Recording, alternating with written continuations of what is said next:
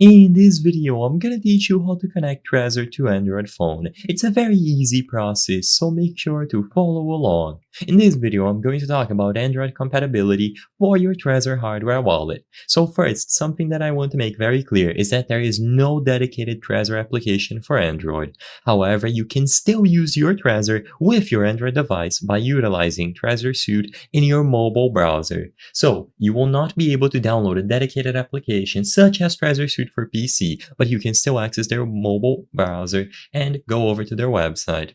So ensure that your Android device supports OTG or on the go. This is going to allow your phone to connect to external devices like your Trezor.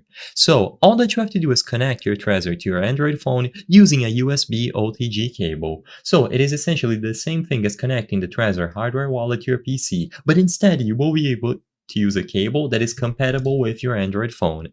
Now, once it is properly connected, open any browser on your Android phone and navigate to the Trezor Suite website at suite.trezor.io/web. This is essentially the same thing as Trezor Suite that you can download on your PC, but you will be able to access it on a web browser.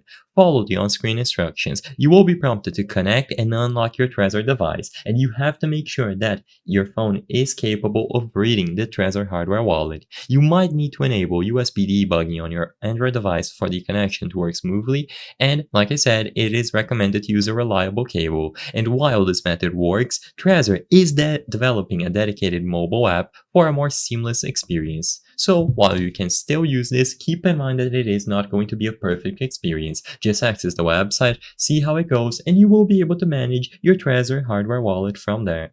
I hope I was able to help you on how to connect Trezor to Android phone. If this video helped you, please be sure to leave a like and subscribe for more very easy tips. Thank you for watching.